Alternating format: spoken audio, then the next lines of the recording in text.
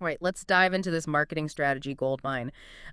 These Brian Tracy audio excerpts you sent over, they're amazing. Oh, yeah. He's talking directly to entrepreneurs, and there's some seriously actionable stuff in here. Absolutely. Get out there and make it happen kind of stuff. He really has that gift, Brian Tracy. I mean, Yeah. he takes marketing, which can feel really huge and overwhelming, and he just breaks it down into these bite-sized pieces you can actually use. Yeah, it's awesome. Okay, so he starts with these four cornerstones of marketing strategy: specialization, differentiation, segmentation, and concentration. And I have to admit, when I first heard him talking about the guy specializing in enamel for false teeth, I was like, wait, what? Yeah, it sounds super niche. Right. But that's totally his point. When you specialize, even in something that seems that specific, you become the expert. And that just gives you this incredible leverage. Think about like your own skills and experience. What's that one area you could really own? Right. It makes you think about all those kind of weird businesses out there that are actually killing it Oh, because they found their lane and just dominated it. So you've got your specialty, but then there's differentiation. Why should someone choose you over everyone else doing something similar? that's where understanding your competitive advantage is key. What makes you stand out? It could be speed, like Domino's. It could be convenience, like 7-Eleven. Mhm. Or maybe you offer that personalized service no one else can match. But Tracy also argues that one of the most powerful differentiators is you. Oh, really? Yeah, your personality, your passion, your unique approach. Huge assets. I love that. It's not just what you sell, but how you sell it. Like that saying, people buy from people they like. So we've nailed down our specialty and what makes us stand out. But how do we find the right people to buy from us? Segmentation. It's about getting laser focused on your ideal customer. Not just anyone, but that person who will really benefit from what you offer and who's most likely to become a loyal raving fan. Like American Express targets those platinum card holders with those luxury travel deals because they know exactly who they're talking to. So it's knowing your audience, Right. inside and out, Yeah. and tailoring your message to their needs and desires. And once you've got that, then it's time to concentrate your efforts on what really matters. Exactly. Apply that 80-20 rule to your marketing. Identify those 20% of your activities that are generating 80% of your results. Double down on those. That could mean focusing on specific customer segments, fine-tuning your marketing channels, or streamlining your sales process. Okay, this is making me think about my own business now and how I can really zero in on what's working and what's not. Tracy also talks about this idea of a marketing mix Hmm. and using multivariate analysis to find the sweet spot. It sounds technical, Yeah. but I think he's basically saying we need to be constantly tweaking and adjusting different elements of our marketing to get the best results. Absolutely. It's a shift from that old school approach of changing one thing at a time. Instead, you got to recognize that all these different aspects of your marketing are interconnected and they impact each other. Yeah. So you need to be analyzing and adjusting multiple elements at the same time to find that perfect balance. So what are those elements? Well, he breaks it down into what he calls the 7 Ps: product, price, promotion, place, positioning, packaging, and people. Okay, wow, that's a lot to unpack. But I'm already seeing how each of these plays a crucial role in shaping the customer experience. Right. So let's start with product. Are you offering something that truly meets the needs of your target market? Think about how Dell shifted from high-profit personal computers to that low-price, high-volume strategy, Yeah. because they recognized how the market was changing. Right. Then there's price. You need to find that sweet spot where your pricing is attractive to customers, but still profitable for you. Walmart's focus on operational efficiency, for example, allows them to offer those consistently low prices. Yeah, and promotion is all about how you get the word out about your amazing product or service. This could be anything from traditional advertising to social media marketing to public relations. It's about finding those right channels to reach your ideal customers. And then place refers to where your product is sold. This is important in today's digital landscape, Yeah. where you need to consider both online and offline channels. For example, you might sell your product through your own website, partner with other businesses, or even set up shop at trade shows. Right, and then positioning is about how your customers perceive you in the marketplace. It's that image and reputation you cultivate. And it needs to align with your target audience's values and expectations. And packaging. I admit I hadn't really considered this before. It's about the presentation of your product or service. This could be anything from the design of your website to the way your employees dress to the overall ambiance of your physical space. And finally, we have people, those who represent your business. Are they well-trained? Do they embody your brand values? IBM, for example, has a rigorous hiring and training process for their sales reps. because they understand that their people are the face of their company. So it sounds like each of these 7 Ps needs to be carefully considered and strategically aligned to create a cohesive and compelling customer experience. Exactly. It's not enough to just focus on one or two of these elements. You need to take a holistic approach and make sure that all 7 Ps are working together to create that seamless and positive experience for your customers. Yeah, I can see that. Okay, I'm already feeling overwhelmed just thinking about juggling all those 7 Ps. Yeah, it can be a lot. But I guess that's where Tracy's advice about focusing on the ultimate customer experience comes in, right? You're right. When you shift your focus to the customer experience, it helps simplify things. Okay. You start to see all those different elements through the lens of how will this impact the customer, Yeah. and that guides your decisions. He gave that great example of Morton's Steakhouse. It's not just about the food, but the whole experience. From the moment you walk in to the time you leave, Right. 2 waiters catering to your every need. Food presented beautifully, prompt service. It's all carefully orchestrated to create that wow factor. It works. People are willing to pay a premium for that kind of experience because it makes them feel special. It creates an emotional connection beyond just a transaction. So how can we create that Morton's experience in our own businesses? Even if we're not a fancy steakhouse, it feels like it requires a lot of resources and attention to detail. It doesn't have to be extravagant. It's often the little things that make the biggest difference. Like what? Think about a personalized thank you note, or going the extra mile to solve a problem, or simply remembering a customer's name and preferences. It's about making them feel seen. I think that's something I can definitely work on. Sometimes I get so caught up in the day-to-day tasks that I forget about those personal touches. Yeah, it's a common challenge. But when you prioritize the customer experience, it actually becomes easier to streamline those tasks and make them more customer-centric. For example, instead of sending generic email blasts, segment your list and send personalized messages based on customer interests or purchase history. That makes a lot of sense. So it's about being intentional and thinking about how every interaction can contribute to a positive experience. Exactly. And when you get that right, you create this ripple effect. Satisfied customers tell their friends, they leave positive reviews, they become loyal advocates for your brand. It's the best marketing you can get. The most powerful. Now, Tracy also talked about quality being a key to success. He even said that the company with the highest quality rating in any industry usually dominates the market. It's true. Really? Think about it. If you consistently exceed customer expectations with the quality of your product or service, they're more likely to choose you over the competition, even if your prices are a little higher. But what does quality really mean? It seems like such a subjective term. That's a great question. Tracy defines it as your product does what you say it will do and continues to do it. Okay. It's about delivering on your promises, consistently meeting or exceeding customer expectations, and always striving for excellence. I love that definition. Simple but powerful. So it's not just about having a good product or service initially, but about maintaining that level of quality over time. That's a challenge. It is. It requires ongoing effort and attention. You need systems in place to ensure consistency, gather customer feedback, and continuously improve your offerings.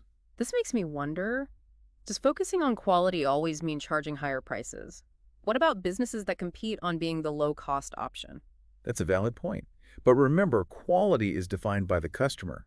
Even if you're offering the most affordable product, you can still prioritize quality by providing excellent customer service, ensuring fast and reliable delivery, offering a user-friendly experience. So it's about finding those areas where you can excel and deliver exceptional value, even if you're not the premium brand. Exactly. And remember that Harvard study Tracy cited found that 80% of quality is about the customer experience, not just the product itself. Oh, wow. So even if you're selling a commodity, you can differentiate yourself through exceptional customer service, personalized attention, and creating a memorable experience. Okay, this is making me rethink my whole approach. It's not just about the product, it's about everything surrounding the product, the entire customer journey. You got it. Now, Tracy also talked about this law of 3, Oh, yes, and I think this is fascinating. it is. He says that to truly dominate a market, your product or service needs to be superior in at least 3 ways. At least 3. 3 ways. It could be better in some way, faster in some way, Yeah. or cheaper in some way. Ideally, a combination. Okay. It's about giving customers multiple reasons to choose you. So it's not enough to just be slightly better. You need to offer a significant advantage in multiple areas to really stand out. That's right. I'm trying to wrap my head around this. Well, what are some real-world examples of this law of three? Well, think about Amazon. They offer a vast selection of products, competitive prices, and incredibly fast and convenient shipping. That's a perfect example. Okay, so how can we apply this law of three to our own businesses? Start by thinking about your target market and what they value most. Then identify 3 areas where you can truly excel and offer something that no one else can match. Okay, let's say you're a local bakery. What might those 3 areas be? It could be something like using only the freshest, locally sourced ingredients, offering a unique selection of pastries you can't find anywhere else, and providing exceptional customer service with a warm and welcoming atmosphere. I love that. It's about creating a combination of benefits that makes you stand out. Exactly. It goes back to differentiation. Your 3 areas of superiority become your unique selling proposition, Your USP the thing that makes you irresistible. to your target market. This is making me think about my own business in a whole new light. Instead of trying to be everything to everyone, I need to focus on what I do best and find those 3 areas where I can truly shine. That's the key. It's about understanding your strengths and leveraging them to create a compelling and differentiated offering. And remember, Tracy emphasizes that your unique selling proposition should be clear, concise,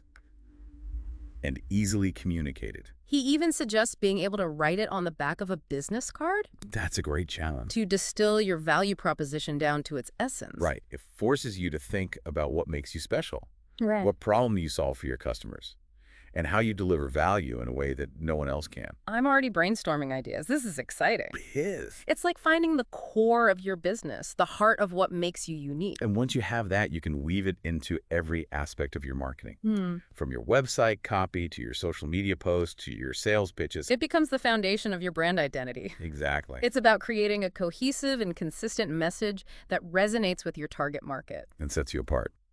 Now, speaking of standing out from the competition, Tracy made a point about quality and market dominance that really stood out to me. Oh, yeah. He suggested that the companies with the highest quality ratings often enjoy the highest sales and profitability. It's true. So there's a direct correlation between how customers perceive your quality and your overall market success. There is. That's pretty powerful. It highlights the importance of focusing on quality as a strategic advantage. Okay. It's not just about doing things right. It's about doing the right things for your customers and consistently exceeding their expectations. So if we were to take a poll of customers in any given market and ask them to rate the businesses they interact with based on quality, the business with the highest rating would likely also be the market leader. That's what Tracy's research suggests. Yeah, it makes sense. That makes sense. When customers perceive a business as offering exceptional quality, they're more likely to choose them over the competition, pay a premium for their products or services, and remain loyal over time. This is making me rethink my pricing strategy. Maybe I've been undervaluing myself. If I focus on delivering truly exceptional quality, perhaps I can justify charging a higher price. It's worth considering.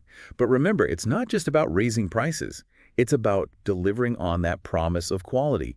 You need to invest in the right systems, processes, and people to make sure you're consistently exceeding expectations. It's about making that commitment to excellence and then backing it up with action. Yes, I'm starting to see how quality can be a game changer in business. it absolutely can. Remember that example of Morton's Steakhouse? Oh, yeah. That's a perfect illustration of how focusing on the customer experience can elevate your brand Absolutely. and create a perception of high quality. They've mastered the art of creating a memorable and enjoyable experience. Right. And it's reflected in their reputation and their pricing.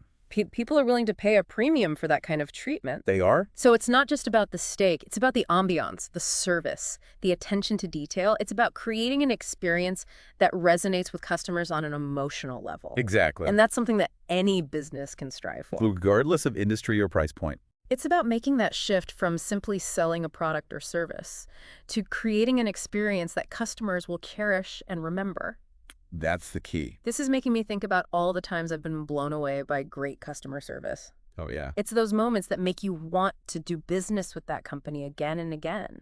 It's those positive experiences that build brand loyalty and turn customers into advocates. So it sounds like Creating the ultimate customer experience is about more than just providing good service. Yes, It's about understanding your customers' needs and desires and exceeding their expectations. you got it. It's about being intentional and proactive, anticipating their needs and going the extra mile. And making them feel valued and appreciated. I love that. It's about making the customer feel like the most important person in the world. And who wouldn't want to feel that way? It's a powerful concept. It transforms your entire approach to business. Yeah. It's no longer just about selling something. It's about building relationships and creating experiences that delight your customers. This is giving me so many ideas. I can't wait to start implementing some of these principles in my own business. That's fantastic. It's exciting to think about the positive impact you can have when you prioritize the customer experience and make a commitment to excellence. It's inspiring to think about how much potential there is to create something truly special when you shift your focus to the customer experience. It's about moving beyond just making a sale Yeah. and building a brand that people connect with on a deeper level. Yeah. Brian Tracy's insights really highlight that success isn't just about luck or timing. It's about making conscious decisions and taking consistent steps towards excellence. He really does. Yeah. He urges us to take action, to put what we've learned into practice, and never stop striving to be the best in our fields. It's that growth mindset. Yeah. Never settling. Always pushing the boundaries. Always pushing. It's all about delivering that exceptional value to your customers. Okay, so as we wrap up our deep dive into Brian Tracy's marketing wisdom, I want to leave you with one final thought. Knowing all this now, what's one specific change you can make in your approach to marketing? Ooh, that's a good one. Could you specialize further? Sharpen your differentiation, segment your market more effectively, or find a way to elevate the quality of your customer experience? Yeah, it doesn't have to be this massive overhaul. Even a small change implemented consistently can have a huge impact over time. A ripple effect. Remember that journey of 1,000 miles starts with a single step. That's right. So take that step today, embrace the challenge, commit to excellence, and watch as your business flourishes. Love it. Until next time, keep diving deep.